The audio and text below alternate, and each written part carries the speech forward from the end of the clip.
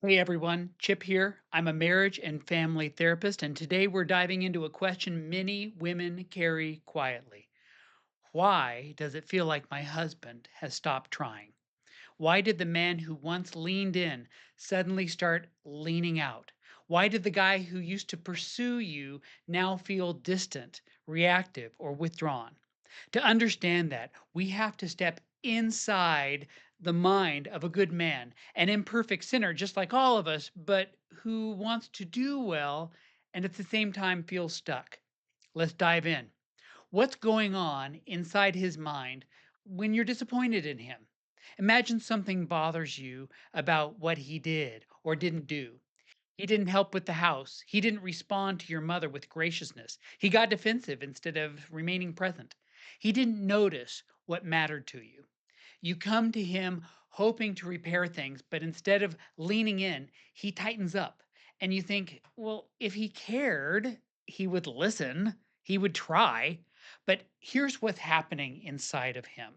When he sees disappointment or frustration on your face, the message hits him in fractions of a second. And here's what it is: I missed the mark again.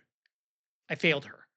Now, most men don't have language for this experience, but they feel it deeply.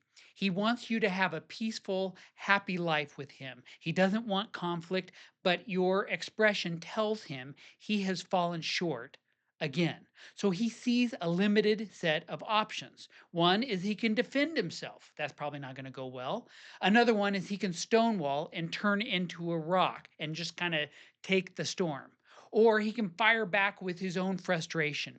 And in every scenario, you're still upset, sometimes more upset, which reinforces his core fear: I can't win with her. That's where the shutdown begins.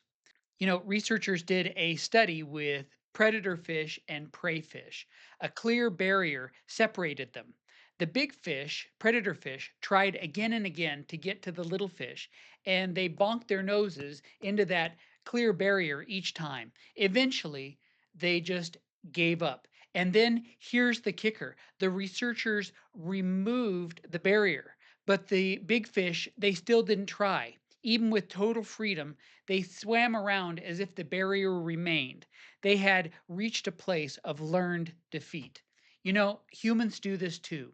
When a man repeatedly receives the message, no matter what you do, it's not good enough, he stops trying. Not because he doesn't care, but because he feels defeated.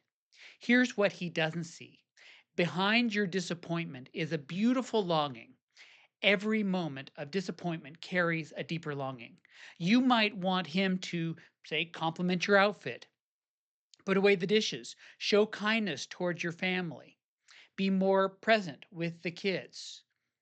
But underneath each of these is something that, if he knew your deeper desire, it would probably draw him closer to you. Here's what it really sounds like underneath: I want to feel special to you. I want to feel like we're a team.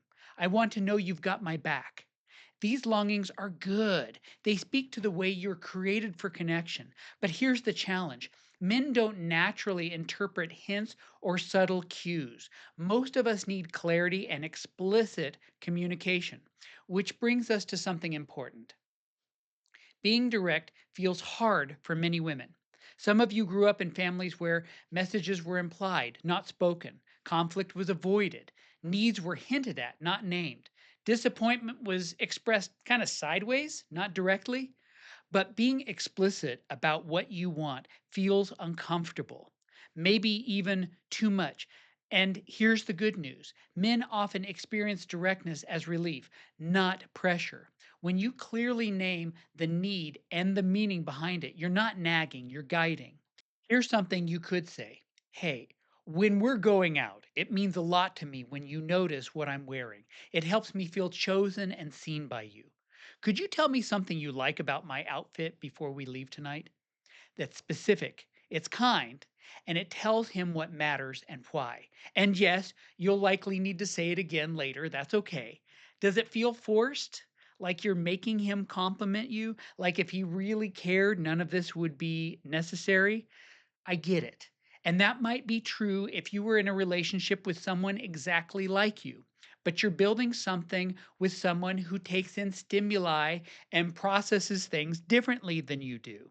We men don't often do subtle, and we probably don't have as many relational connections in our brains as you do, but your guy would probably gladly like to know what pleases you, even if it does require some reminding on your part of what you need.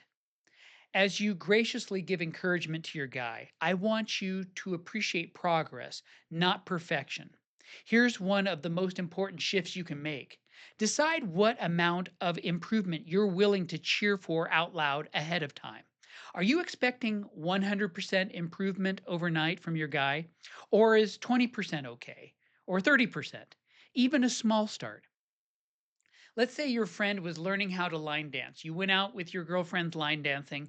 You wouldn't scold her for not mastering the Cupid shuffle after one coaching from you. You'd celebrate every little step in the right direction. Men respond to encouragement, specific praise, noticing what we did right, far more than criticism. Now, this doesn't mean you have to give up on being cared for or throw your standards overboard. It means you reinforce growth rather than failure. Now, here's the distinction on your standards. If standards to you means there's a level of performance he has to meet, well, I don't know. You may have to choose. Put another way, are you willing to let him do things his way? If you want more help with the kids, the house, or decision making, be ready for him to approach it differently. One mother told me she desperately wanted her husband to help with the children, but when he did, she corrected him loudly and in front of the kids. So you may have to decide, do you want it your way or do you want his help? Because you married another person with his own set of flaws, strengths, and preferences, not a clone of yourself. Obviously, if harm is happening, step in. But if it's a preference, you may need to find a wooden spoon to bite down on and give him room to lead in his own way. When a man feels micromanaged, he withdraws. When he feels trusted, he re-engages. Another area of potential distance between you may be sexual disconnection, which shuts him down. Many good men privately tell me, I stopped trying because I felt unwanted and shut out physically. This is not about entitlement. It's not about demanding anything. It's about how so many of us as men bond. For many men, physical intimacy isn't just sex, it's reassurance, it's connection, it's warmth, and emotional grounding. When that connection feels consistently unavailable or unlikely to happen, many men internalize this message. You ready for this? She doesn't want me. And then they disengage quietly rather than risk pressuring you. If he's a good man, he isn't going to want to be a sweaty ogre who imposes his will on you. And so bringing this out into the open gently can be transformative, maybe even for the both of you. How do you do that? You can say something like this: I've been noticing some distance between us physically, and I care about how that affects us. I'd love to hear how you've been experiencing our physical connection lately. What has it felt like on your end? Most men rarely get asked this. It communicates to him your experience matters. Now, it may be that you don't feel ready for physical closeness, especially if you have been feeling emotionally distant. So notice that this question doesn't obligate you to anything. You're just telling him that you're seeing something that matters to him and may be difficult for him. Now, can I ask you what you may be bringing to the table? If you notice that when you feel threatened, you tend towards criticism or attacking or harshness or shutting down, I want to be curious with you, not judgmental. I want to ask you what's happening inside you right there in that moment where you get that trigger message from him that's so painful. I want to know, what is that message that you received? Did he say or do something that bumped into an old wound for you? Because asking your body not to react can feel like trying to stop a stampeding elephant. You really can't do it. Your reactions would probably make perfect sense to me if I experienced the experiences you have had. But your protective moves also can feed the pattern you both get into. And the most powerful turning point is when you can own that impact out loud. For example, this is what it could sound like. You know, sweetie, I know I came in hot a minute ago. I wasn't trying to tear you down. I felt scared and alone in that moment, and it came out sideways. I know that when I criticize you, you shut down, and that is not what I want. Can we start over? This kind of humility opens doors that criticism will never open. So, what if you're doing all this and he still withdraws? Sometimes a husband remains distant, even when you've communicated clearly, softened your approach, shown appreciation, stayed patient. If that's you, explore what else might be happening. Is he overwhelmed at work? Is he carrying chronic stress or pain? Is he dealing with trauma, maybe that he experienced as a boy and it is surfacing even now? Is he battling quiet anxiety or depression? Your presence and care in these places can be healing. And therapy, individually or as a couple, may be able to give you both tools neither of you have yet. There is no shame in seeking help.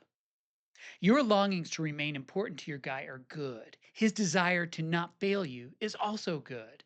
When you communicate clearly with kindness and meaning, when you appreciate even small improvements, when you give him room to try things his way, when you allow for conversations about your physical connection, when you show humility in your own triggers, you create the conditions for a man to try again.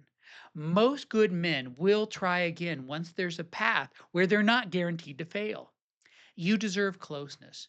He deserves to feel like he can win with you. And together, those truths may have the power to reshape your marriage. Until next time, I'm rooting for you.